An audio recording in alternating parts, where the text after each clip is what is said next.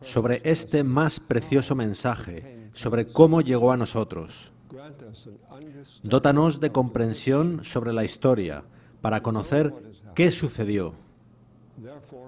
Y, de esa forma, que sepamos cómo podemos recibir el don de arrepentimiento que el cielo quiere darnos. Guíanos en nuestros pensamientos. Es en el nombre de Jesús que lo pido. Amén. Muy bien, la historia de 1888. Retrocedamos primeramente al movimiento de 1844. Creo que ya lo conocéis. Guillermo Miller comenzó a predicar el mensaje del primer ángel en 1831. El Señor lo bendijo y hasta 50.000 personas en Norteamérica abrazaron el mensaje, además de algunos más en Europa. Entonces llegó el gran chasco.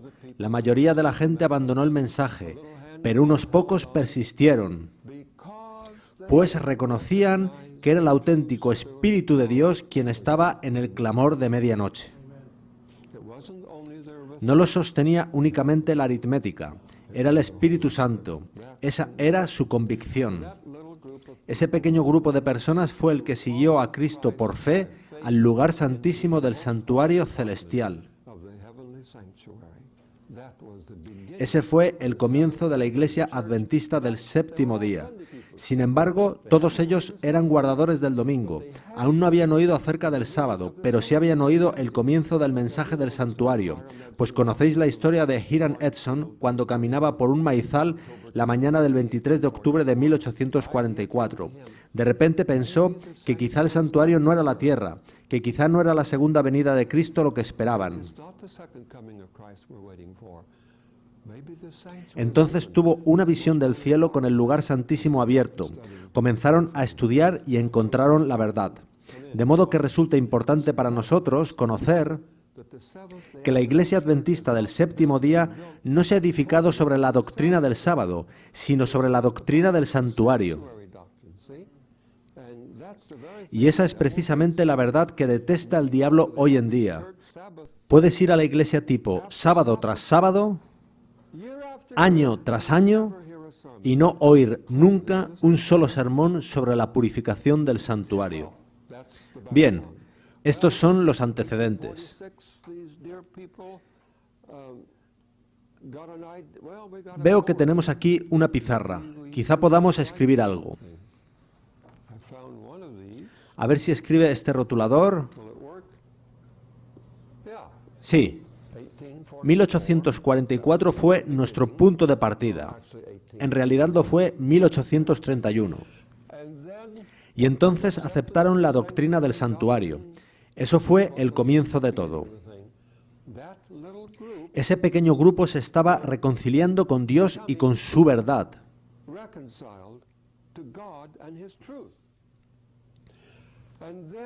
Y entonces, en 1846, Raquel Oakes Preston dio a ese pequeño grupo el mensaje del sábado. Y ellos no se opusieron, no lucharon contra él tratando de resistirlo. Abrieron sus corazones para recibir esa verdad, que es como deberíamos recibir cada verdad que Dios nos envía, de la manera más humilde posible. Después aceptaron el comienzo del mensaje de la Reforma Pro Salud. Dejaron el tabaco, el alcohol, las carnes no limpias. Y también aceptaron las primeras nociones sobre el mensaje de reforma en la vestimenta. ¿Quién dio el mensaje sobre salud? ¿Fue Ellen White? Bien, surgió espontáneamente y Ellen White lo apoyó.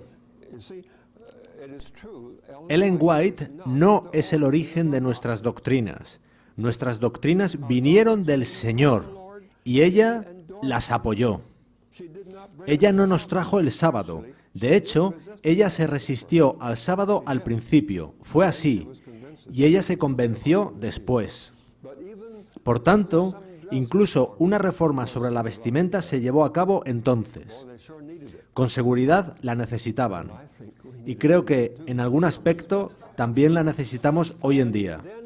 Y llegamos aquí, a 1856, Y este pequeño grupo aún no se llamaba Adventista del Séptimo Día. Se llamaban Adventistas Guardadores del Sábado. ¿Recordáis la historia? Entonces se reunieron en mayo de 1856 en una pequeña conferencia en Battle Creek, Michigan. Y mientras estaban allí, Ellen White recibió una visión del Señor acerca de aquellos que estaban con ella. Podéis leerlo en Testimonios para la Iglesia, volumen 1, páginas 131 y 132. Por allí está. Y el ángel dijo sobre los presentes en aquella conferencia, cito literalmente, algunos serán alimento para los gusanos. Terrible expresión, alimento para los gusanos. Podéis leerlo en los testimonios. Lo dijo el ángel y significaba que iban a morir. De otros, dijo que aceptarían la marca de la bestia. Y de un tercer grupo, dijo que quedarían vivos sobre la tierra para ser trasladados cuando Jesús viniera. Fue en 1856. No lo dije yo. No lo dijo Ellen White. Hay gente hoy en día que dice que aquello fue un gran ridículo que prueba que Ellen White es una falsa profetisa. Ella no lo dijo el ángel.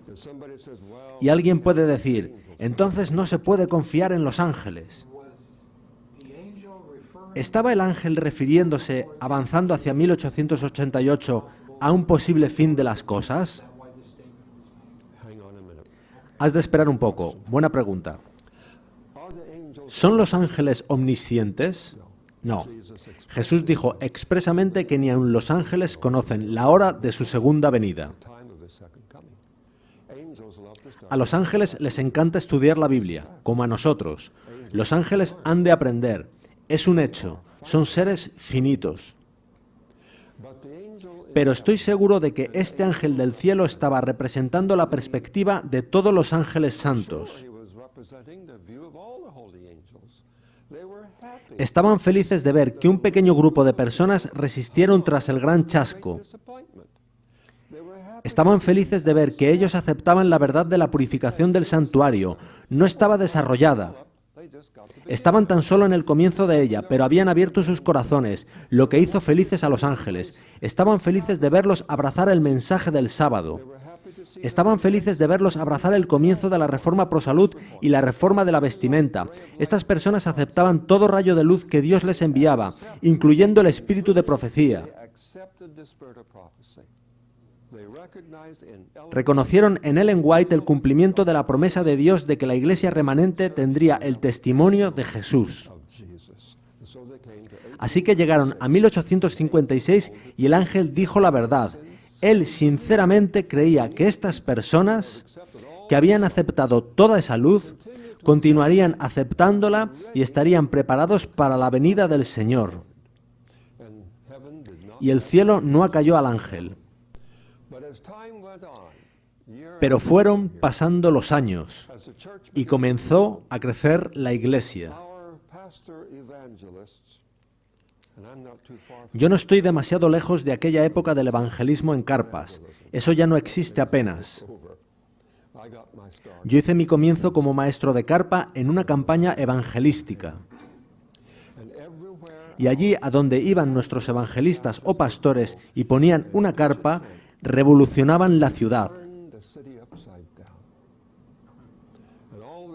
Y todos los pastores guardadores del domingo predicaban en sus púlpitos contra los adventistas del séptimo día, lo cual hacía que la gente asistiese a nuestras carpas de manera natural. En la mayoría de los casos era prácticamente repetitivo. Cuando desmontaban la carpa, se levantaba una iglesia.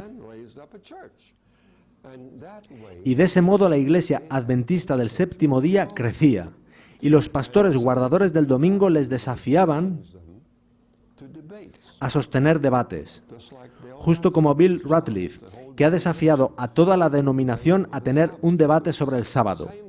Es siempre la misma historia que se repite. El caso es que nuestros pastores ganaban prácticamente todos los debates. De forma que llegaron a estar muy satisfechos de que podían ganar cada debate, de que su verdad era maravillosa, de que la Iglesia crecía y de que todo estaba bien. Pero ellos estaban predicando legalismo. La hermana White diría más tarde que habíamos predicado la ley, hasta quedarnos tan secos como los montes de Gilboa. En el año 1887, ella escribió varios apremiantes mensajes publicados en el Review and Herald, en los que decía lo legalistas que éramos, lo presumidos y arrogantes que éramos, y cuánto debíamos humillar nuestros corazones ante el Señor. Ella acuciaba para un reavivamiento y reforma, y eso que no sabía lo que estaba a punto de pasar. En el año 1882 hubo una reunión campestre en Hillsborough, California. Allí, un joven, en la veintena por entonces, en una sobremesa de sábado, se abstrajo de quién estaba predicando, de hecho era Ellen White, para súbitamente tomar conciencia de que Cristo había muerto por él y vio a Cristo en aquella cruz, crucificado para él, personalmente.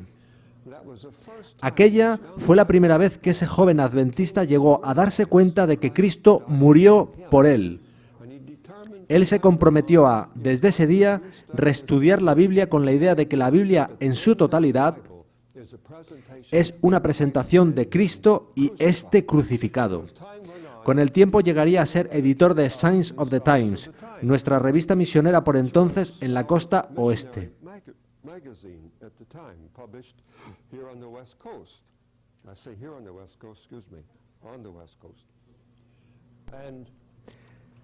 Más o menos por el mismo tiempo, no recuerdo el año, aunque creo que fue el mismo,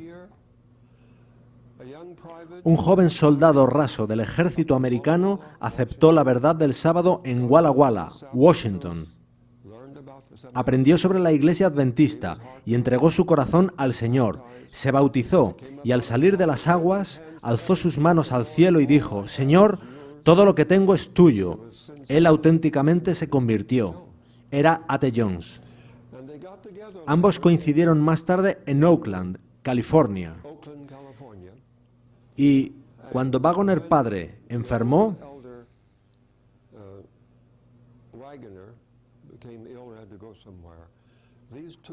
estos dos jóvenes quedaron a cargo de la edición de Signs of the Times y llegaron a la conclusión de que el corazón del mensaje adventista no era la ley, sino Cristo y este crucificado. Y ellos estudiaron Gálatas y descubrieron lo que hay en Gálatas. Y eso me recuerda a mí. Yo fui durante 4 años el único adventista en mi instituto de secundaria y tuve un terrible problema con el sábado. Yo tocaba el violín bastante bien y me pedían tocarlo en programas de viernes por la noche, a lo que decía que no. Todas las actividades eran los viernes por la noche. Y en mi último año me pidieron que representara a nuestro instituto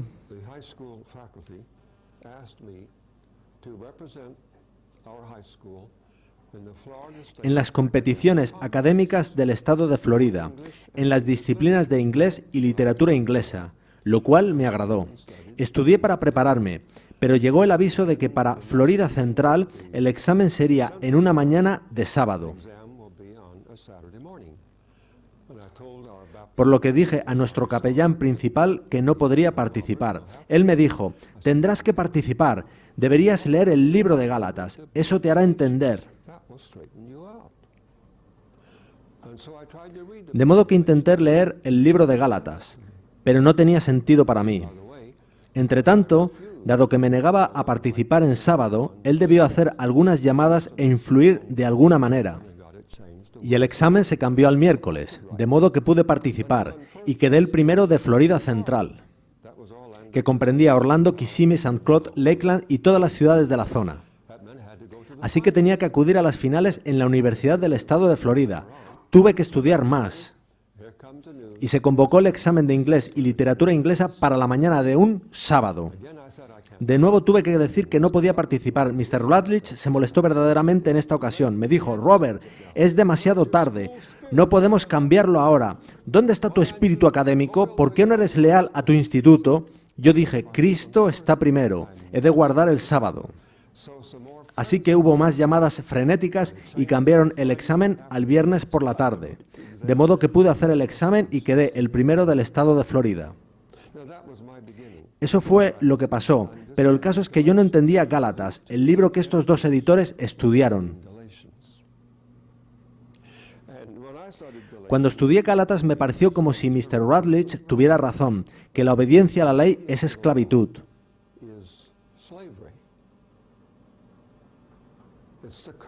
Es una maldición, la maldición de la ley.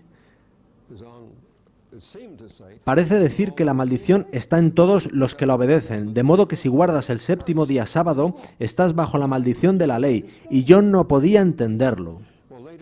Bien, más adelante descubriría la verdad. Os lo contaré después. En cualquier caso, en 1888 las oraciones de Ellen White fueron contestadas. Estos dos jóvenes fueron delegados para la asamblea de la Conferencia General de ese año. Tuvieron una reunión de oración previa y pidieron al Señor que los guiara.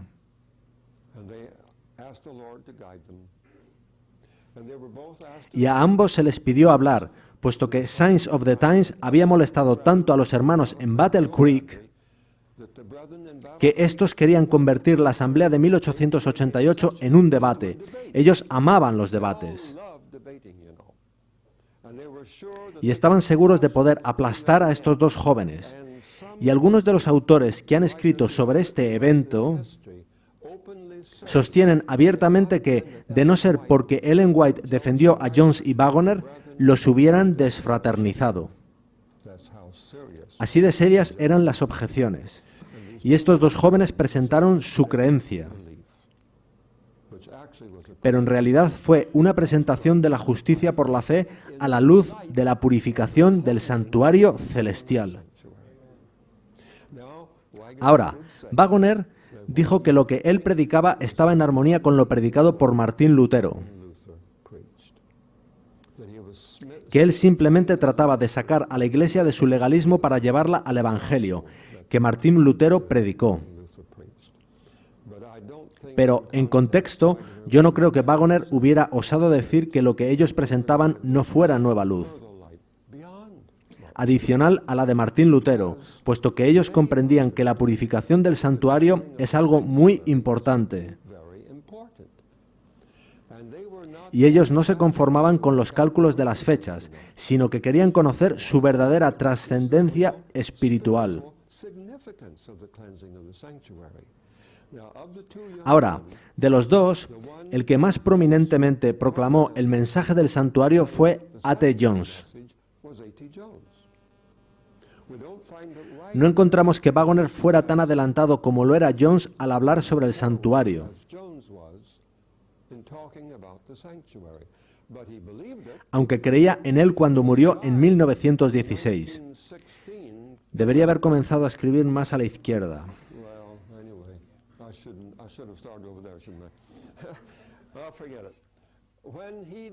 Justo antes de morir de un infarto en 1916,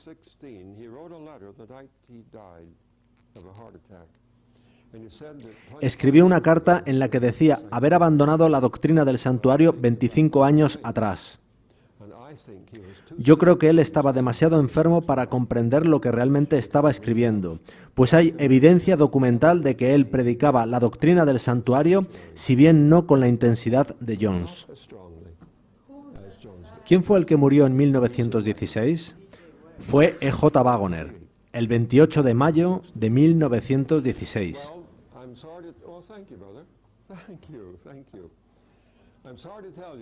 Lamento deciros que a nuestros hermanos de Battle Creek, a los líderes de la Conferencia General y a los diferentes presidentes de las conferencias locales no les gustó escuchar a Jones y Wagoner.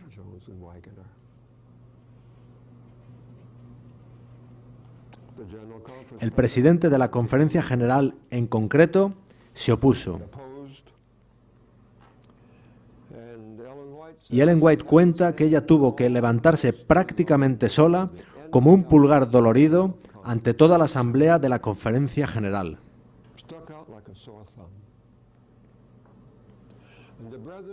Los hermanos se molestaron con ella. Pensaban que al apoyar a Jones y Wagoner estaba creando disensión y disputa en contra de los líderes de la Conferencia General, que peinaban canas. Bien, ella se mantuvo firme y suplicó a los hermanos que, por favor, abrieran sus corazones y recibieran esa luz. Ella no dijo en ese momento que aquello era el comienzo de la lluvia tardía. Le llevó un tiempo llegar a esa conclusión.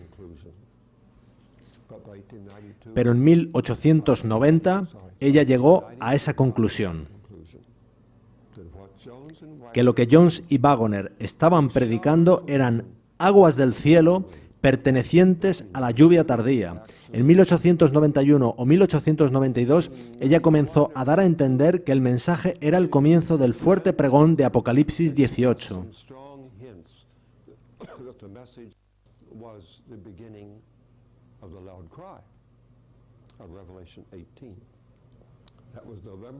Y lo confirmó el 22 de noviembre de 1892. Entonces llegó la asamblea de la Conferencia General de 1893. No sé si tenemos aquí su boletín. ¿Sabe alguien si está a la venta aquí? El boletín de la de 1895 sí que está aquí, lo sé.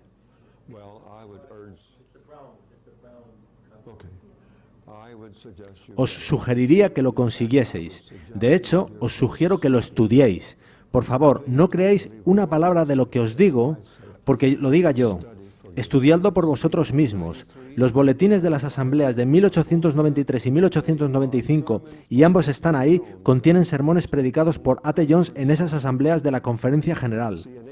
Fijaos que en 1888 nadie pensó que valiese la pena escribir lo que Jones y Wagoner decían, de modo que no se registró. Sin embargo, en 1891 comenzó a tomarse registro, aunque no concienzudamente, sino solo con algunas anotaciones. Hay publicados varios sermones de Wagoner de 1891 que resultan muy útiles, pero en 1893 se tomó a mano cuidadoso registro de toda palabra pronunciada y fueron transcritas y publicadas.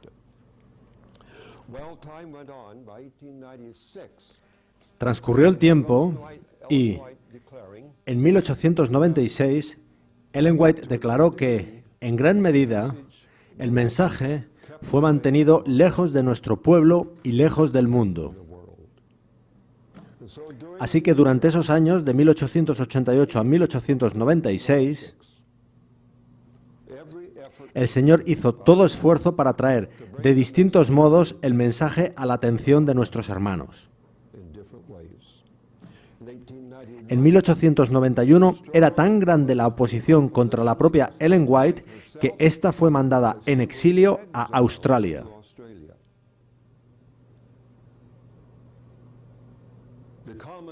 El supuesto común es que fue enviada allí como misionera, y ella realmente hizo allí obra misionera.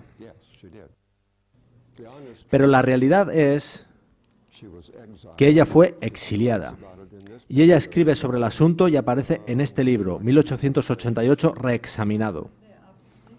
¿Por qué recibió ella esa oposición? Porque ella apoyó el mensaje de 1888. Esa fue la razón. En cualquier caso, la carta está citada aquí, creo que prácticamente en su totalidad. En esa carta, escrita al presidente de la Conferencia General, ella explica que no era el deseo del Señor que ella fuese a Australia en ese momento. Ella dice, usted, hermano, quiere apartarme del camino, enviándome allí, en contra de la voluntad del Señor. Y la Adventist Review ha admitido eso. El editor es australiano y, en su portada, hace unos pocos años, él escribió que Ellen White fue exiliada a Australia. La verdad de nuestra historia no resulta muy bella al ser repasada. Más de 100 veces dijo Ellen White que la reacción de nuestros hermanos en aquella época fue justamente como la de los judíos hacia Cristo. Más de 100 veces lo dijo.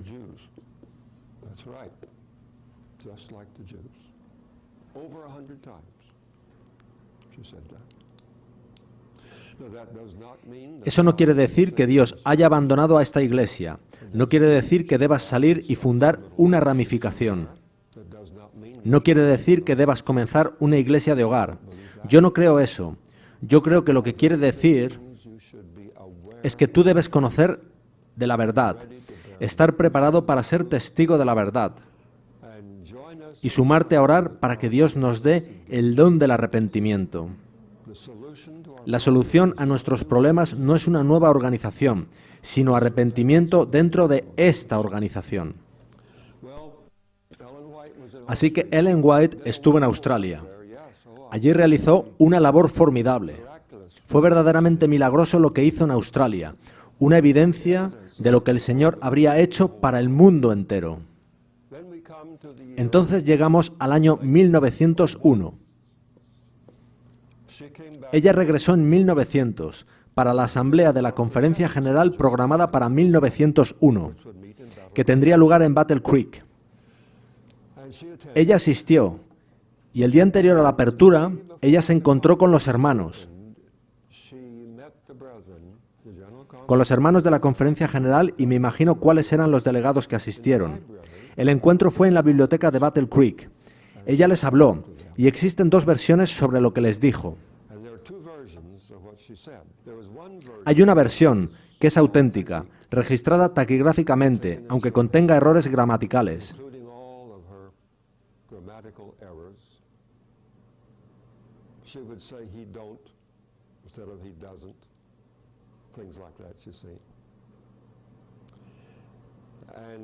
Y, si recuerdo bien, la recoge a ella diciendo: nunca citéis a Ellen White mientras no citéis la Biblia. Y ella utilizó algún otro verbo, pero el White State ha editado esa versión, registrando un lenguaje mucho más suave.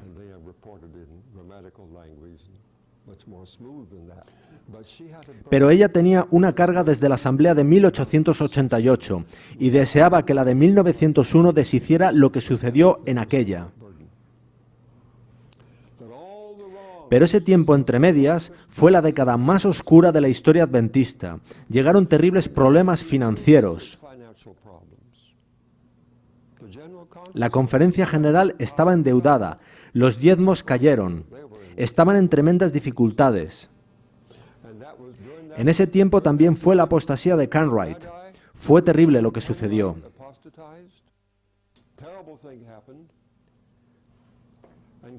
Y Kellogg comenzó a pasarse al panteísmo. La situación era horrible.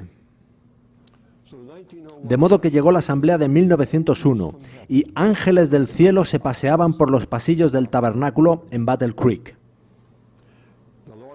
El Señor bendijo, y en la primera sesión, tras leer el orden del día, el presidente debía invitar a alguien a hablar. Pero Ellen White se levantó y dijo: tengo algo que decir. Fue al podio y dio un mensaje a esas personas que les electrificó. Ellos desecharon la agenda y se centraron en reavivamiento y reforma, y cambiaron la organización de la iglesia.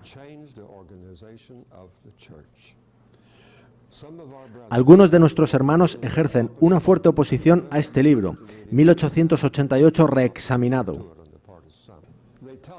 sosteniendo en su oposición la postura de un pequeño libro publicado por la Conferencia General en cierta ocasión que decía que el grueso de los ministros adventistas en la asamblea de 1888 aceptaron con gozo el mensaje, mientras que solo unos pocos se opusieron. La verdad es que la mayoría lo rechazaron y solo uno o dos lo aceptaron. Los únicos que sabemos que aceptaron verdaderamente el mensaje fueron Ellen White quien estuvo en el lado correcto durante todo el proceso, y su hijo Willie, quien fue favorable al mensaje, aunque no estoy seguro de que lo comprendiese nunca completamente. Sin embargo, hubo otro pastor que lo comprendió y lo aceptó de todo corazón. Se trata de Stephen N. Haskell. Os insto, si tenéis oportunidad, a comprar cualquier libro de S. N. Haskell. Hacedlo. Él estaba en el lado correcto. Más allá de estos nombres que he mencionado, no sabemos de nadie que aceptara abiertamente el mensaje en Minneapolis.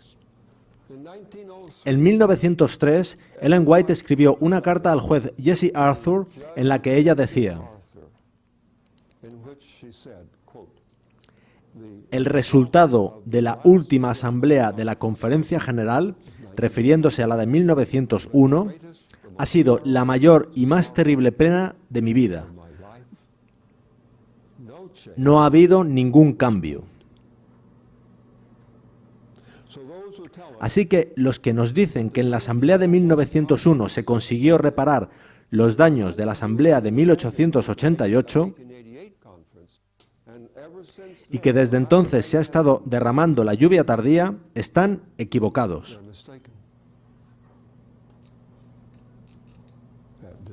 Eso no sucedió. Finalmente, en 1915 murió Ellen White, aún con la esperanza de que habría un reavivamiento y una reforma en el futuro.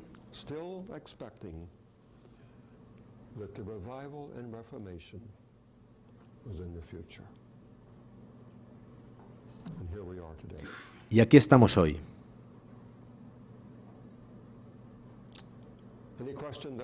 ¿Alguna pregunta hasta aquí? ¿Cómo pudieron ellos llegar a la conclusión de que lo que sucedió en 1888 era la lluvia tardía, cuando se supone que esta es el derramamiento del Espíritu Santo?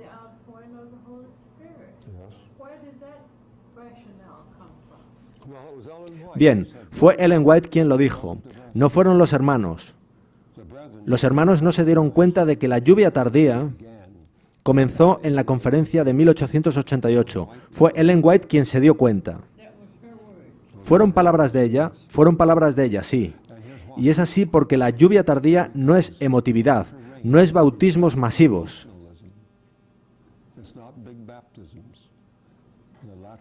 La lluvia tardía es un mensaje de Cristo nuestra justicia. Yo pensaba que era el derramamiento del Espíritu Santo, y es el derramamiento del Espíritu Santo. El derramamiento del Espíritu Santo es un mensaje que exalta a Cristo y a este crucificado, y el mensaje hace la obra. Y nuestro pueblo a menudo ha malentendido eso, pensando que la lluvia tardía, el derramamiento del Espíritu Santo, va a hacernos rodar por el suelo, hablar en lenguas, chillar, dar alaridos, resucitar a muertos y obra todo tipo de milagros. Pero la lluvia tardía es lo que prepara el grano para la cosecha. Y lo que prepara el grano para la cosecha no es obrar milagros, sino un mensaje que es claro, que presenta a Cristo como Pablo se lo presentó a los Gálatas. Pablo les dijo: Cristo fue presentado entre vosotros como crucificado. Ellos olvidaron hasta de dónde eran, vieron a Cristo crucificado. Eso es lo que le sucedió a Waggoner en 1882, en aquella reunión campestre en Hillsborough, California. Él vio a Cristo crucificado por fe. Aquello cambió su vida. ¿Sí? En primeros escritos, Ellen White habla de una compañía de personas vestidos con armadura. Un gran cambio había sido producido en ellos, y ella preguntó al ángel qué era lo que había causado ese cambio. Y el ángel respondió: es la lluvia tardía, el refrigerio de la presencia del Señor, el potente pregón del tercer ángel. No es ella quien usa esos términos, sino el ángel.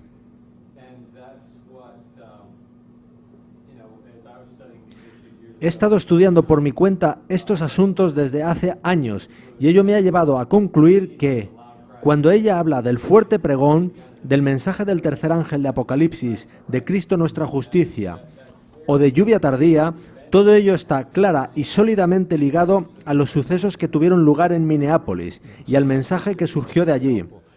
Gracias, es una aportación muy valiosa. Pero fíjate que ese libro es Primeros Escritos, que ella escribió en 1850, y eso se cumplió en 1888. Cuando llegó el comienzo de la lluvia tardía, era un mensaje que hacía derretir los corazones humanos.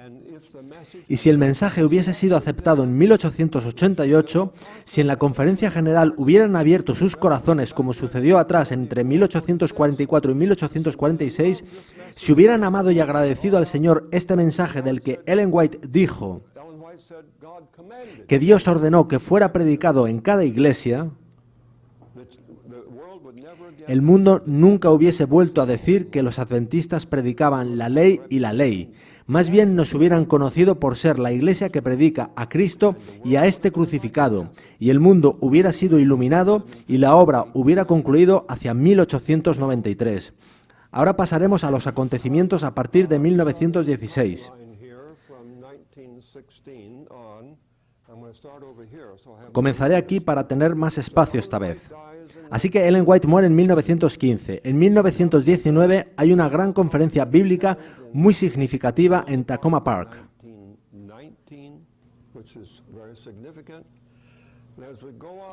En el intervalo de tiempo que transcurre desde la conferencia de 1901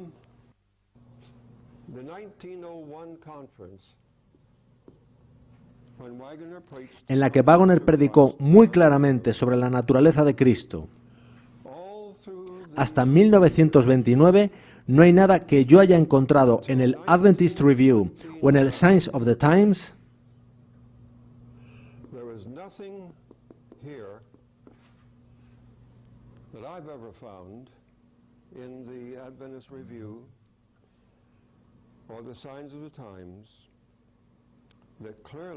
que claramente exponga los conceptos de 1888.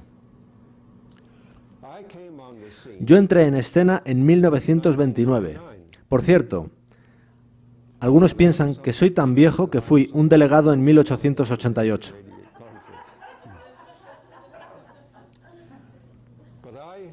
Fui bautizado en 1929. Abandoné la iglesia presbiteriana, con esas preciosas ventanas góticas, sus magníficas bancas, sus maravillosos órganos de tubos y sus coros, para unirme a esta pequeña e insignificante iglesia adventista, tan grande como esta sala. Nos sentábamos en vulgares bancos, ni siquiera había un piano, tan solo un viejo órgano de fuelle, y cantaban canciones como «A la obra, a la obra, a la obra, trabajemos».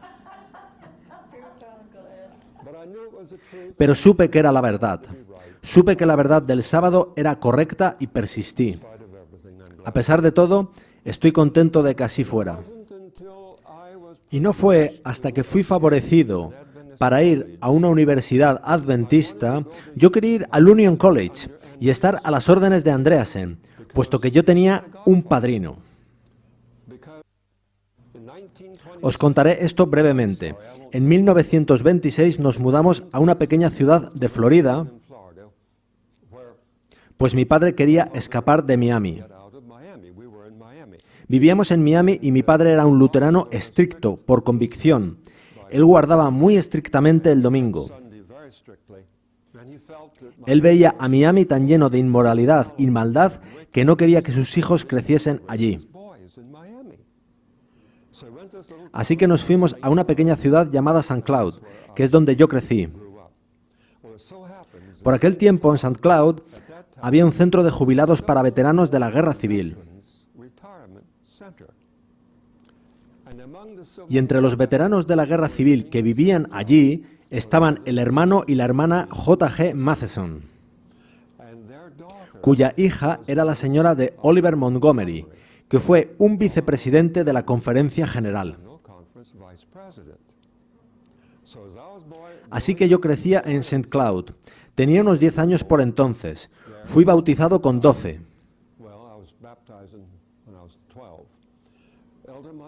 El pastor Montgomery me llevó bajo sus alas.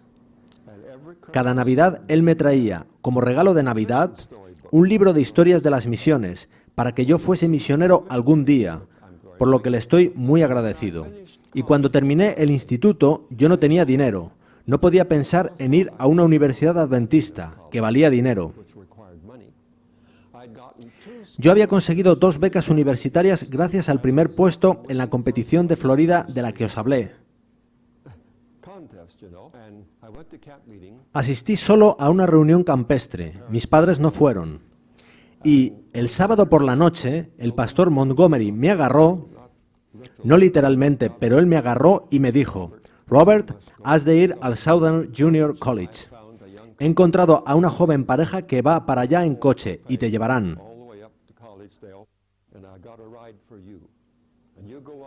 Ve para allá con ellos y nos encontraremos allí la semana que viene.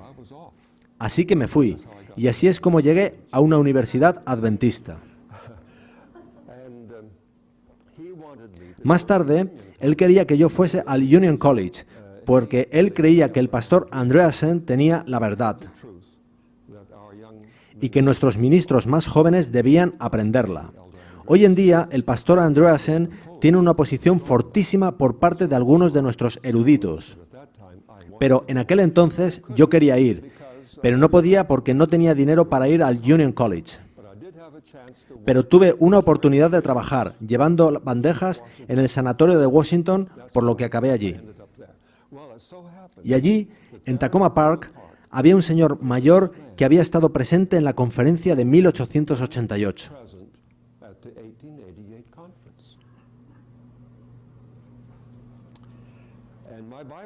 Mi profesor de Biblia sabía de él y le invitó a hablarnos a todos los chicos que estábamos en lo que llamábamos curso ministerial. Y ahí fue donde conocí sobre 1888. Y un día, en clase de Biblia, el profesor hizo una declaración. Dijo que el pastor John Ford no comprendía los 2 pactos. Pero el pastor John Ford era el mayor evangelista que teníamos entonces. Era Doug Batchelor y Mark Finley en uno.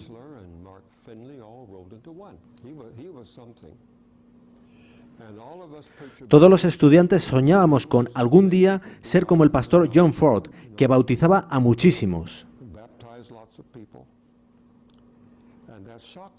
Aquello nos impactó.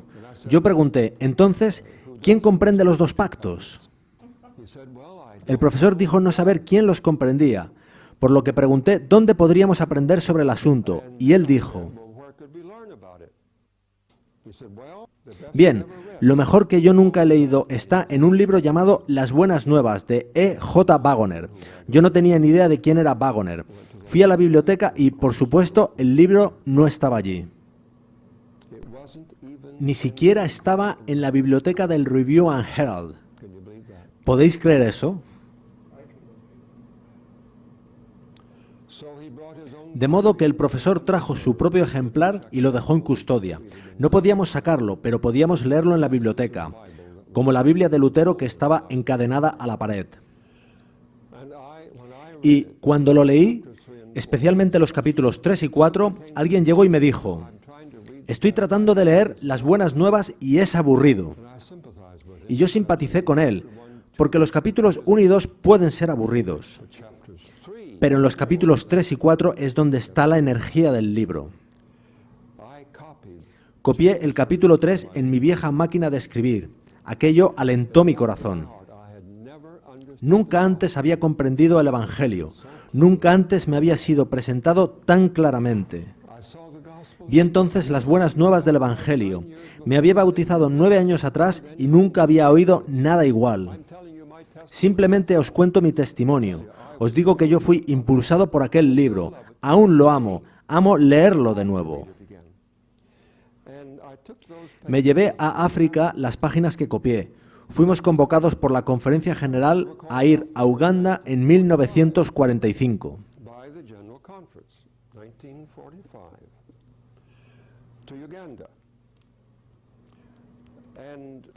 Y pronto descubrí que en Uganda teníamos un problema de inmoralidad sexual y el problema era terrorífico.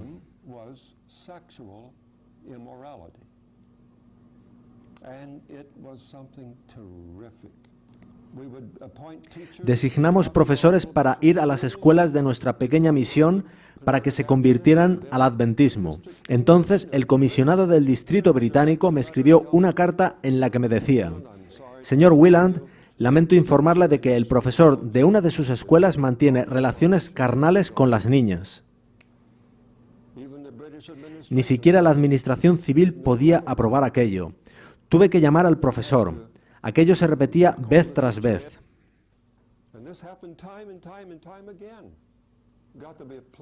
Se convirtió en una plaga. Le pregunté al profesor sobre el asunto y él me dijo: «No, yo nunca podría hacer algo como eso, es imposible». Así que había un conflicto de intereses. Reuní a los profesores de la escuela para tratar de averiguar la verdad.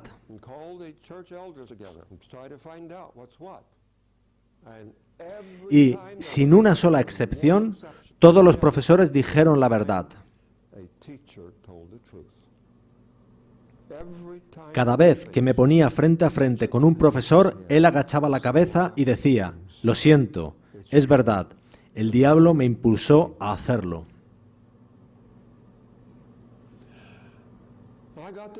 Pensaba en la utilidad de predicar el cuarto mandamiento a esas personas cuando el problema era el séptimo.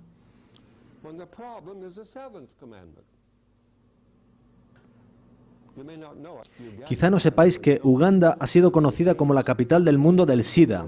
Lo escuchasteis, ¿verdad? Uganda es la nación subsahariana más cristiana de África y su reputación es de ser la más inmoral de todo África.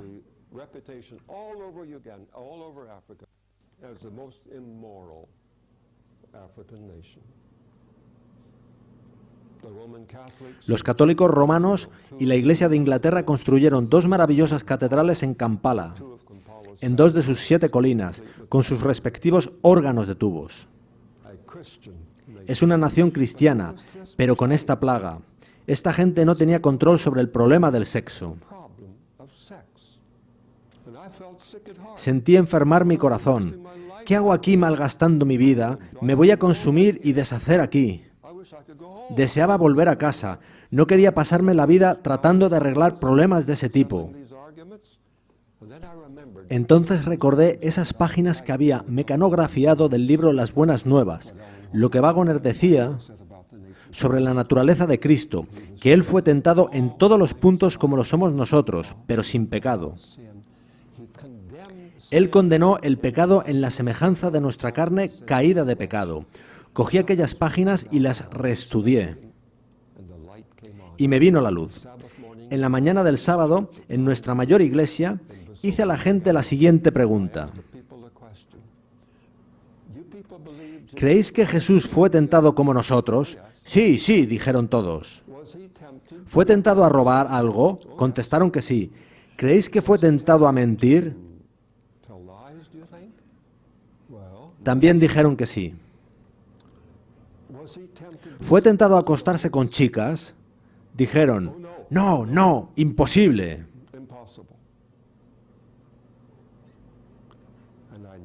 Entonces supe que había encontrado la raíz del problema. Si tu Salvador no fue tentado a violar el séptimo mandamiento, tú no tienes Salvador de violar el séptimo mandamiento. Pues solo en lo que Él mismo sufriera siendo tentado, Él es capaz de socorrer a los que son tentados. Entonces comencé a predicar lo que yo entendía que era el mensaje de 1888 a los africanos de Uganda. Y he de testificar que el Señor bendijo. Él trajo sanación a la iglesia.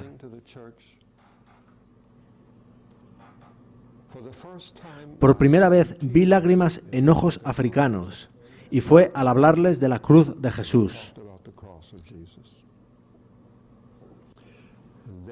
Entonces, la conferencia general nos ofreció a Grace, a los niños y a mí a volver de vuelta a América.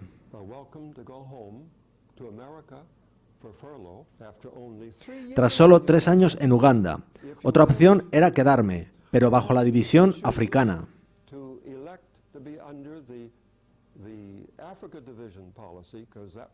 Pues era la división del norte de Europa bajo la que estaba cuando salimos en 1945.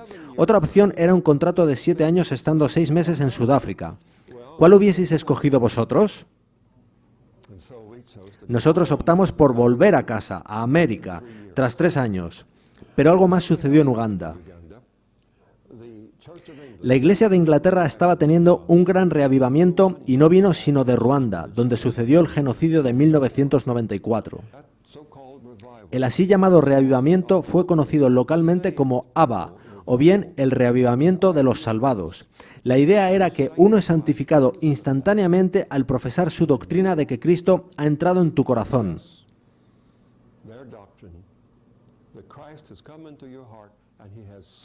Y ya te ha salvado experimentalmente, no legalmente, de modo que en lo sucesivo tú no puedes pecar.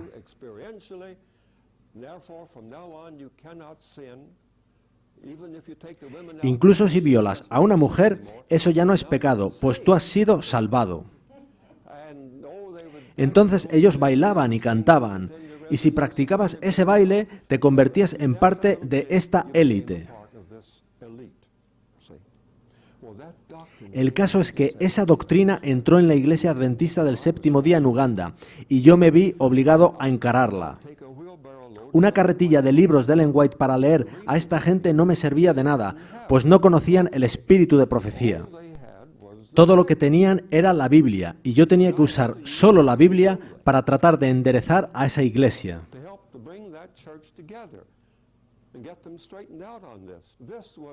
Esto era doctrina evangélica entrando en la iglesia adventista, y yo tenía que encararla frontalmente, usando solo la Biblia. Eso me obligó a estudiar, y quedé convencido sobre el asunto de la naturaleza de Cristo. Descubrí el ágape. No lo descubrí en el seminario, sino en Uganda. También descubrí qué significa creer en Jesús. Y comencé a predicar a esas personas los conceptos del mensaje de 1888. Entonces regresé a América, y la gran carga para mi corazón era ir al seminario.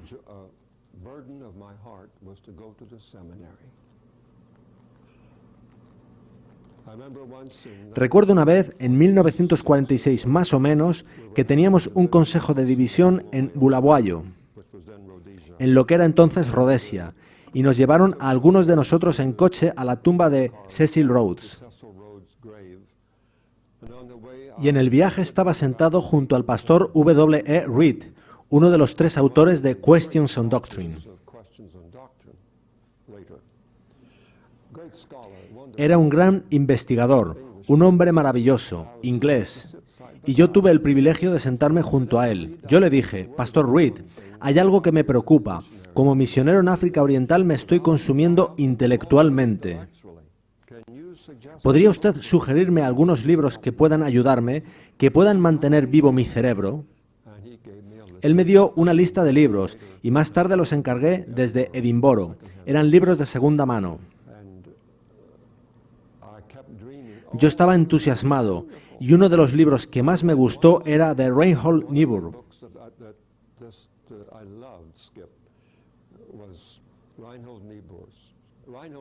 Reinhold Niebuhr era realmente un gran teólogo.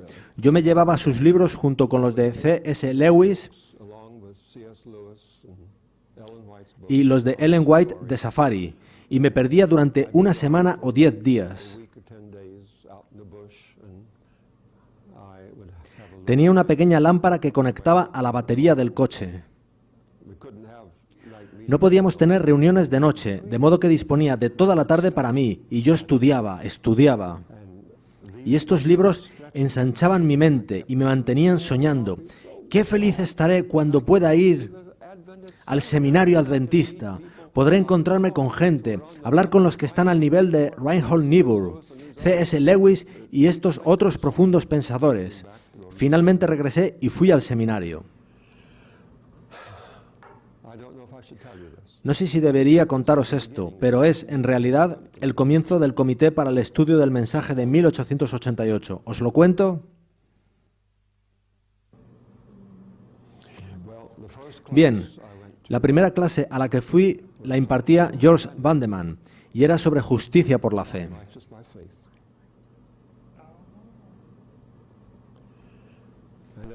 Al principio yo estaba encantado. Pensaba que este joven hombre era un ungido que nos conduciría a la tierra prometida.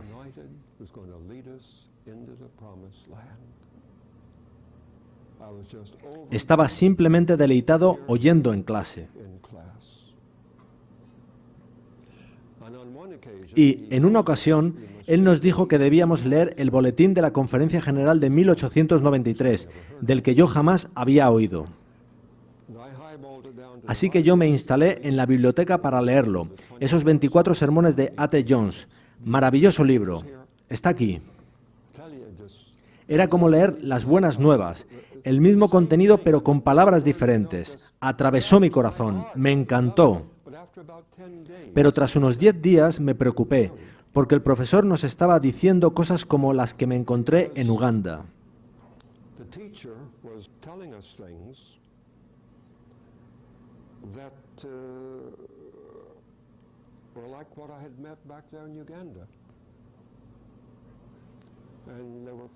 Estaban proponiendo lo que en realidad era una especie de reavivamiento vegetariano, adaptado para el adventismo.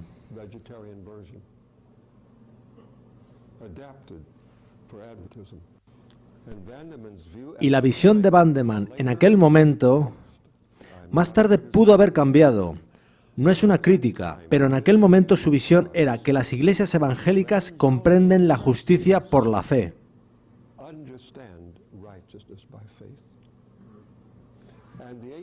Y que el mensaje de 1888 era solo un reavivamiento de las enseñanzas de Lutero, Calvino, Wesley y los evangélicos guardadores del domingo.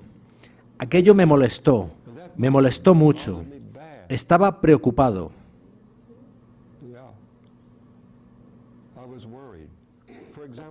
Por ejemplo, una de sus ilustraciones era de una señora que fue a la Exposición Universal de Chicago de 1933.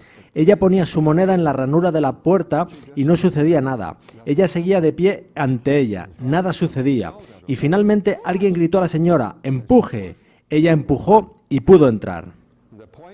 El mensaje de su ilustración era que nosotros, adventistas del séptimo día, estamos completamente dispuestos a pagar el precio, pero no empujamos suficientemente fuerte. Entonces pensé para mí mismo que eso era exactamente retroceder en la verdad. Allí en Uganda estuve tratando de ayudar a nuestra iglesia a darse cuenta de esas ideas evangélicas que estaban entrando en la iglesia. Allí descubrí la cruz. La cruz es el corazón del mensaje adventista.